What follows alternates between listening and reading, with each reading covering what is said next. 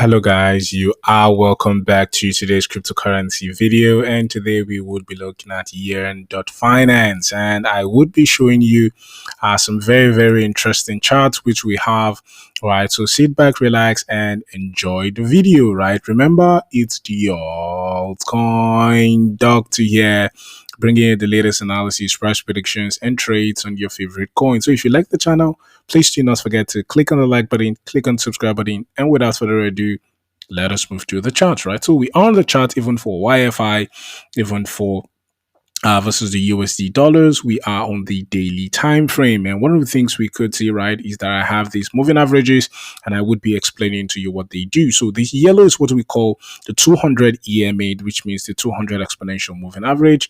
The red is the 50 exponential moving average. The blue is the 20 exponential moving average, and the orange is the 10 exponential moving average. And one of the things we could see, right, is that every single time price is above these 50 exponential moving average, we are still bearish, right? And currently we were expecting that push to the upside, and we have seen our prices push right down even to this 50 exponential moving average. We have seen some sort of huge resistance, but currently, as we see and we expected, we said this in our last video, price is pushing up above the 50 moving average, which means we should be expecting to see price at the 200 moving average, which is at the 7,600 level, even for yearn.finance, right? Also, as you can see, if we look at our indicators, indicators look very oversold, especially right down here, even for YFI. As you can see on the stochastic, very oversold. So we need to cool down, right? We need to cool down at the moment, and so we could still see some more sideways action before we see that huge push to the 7,700 level.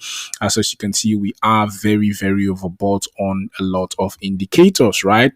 And so if we shift over to lower time frames, as you can see right here, on the 4-hourly time frame, we are still struggling with this $6,637 level. So as you can see, we should still expect this sideways action to continue as we are building momentum, right, to attack the 200 EMA, which is at the 7,600 level, right? So as you are seeing, we should be expecting huge consolidation right here to build momentum, as we are overbought on a lot of indicators and we need to cool down. So we need to cool down for a few days before we could see that huge push right down to the 7,700 level, which is about a 19 to 18% push to the upside, even for YFI, right? So that is what we should be expecting in the next few days. Huge consolidation before we see that huge push, right, which is at the 7,700 level for the 200 EMA.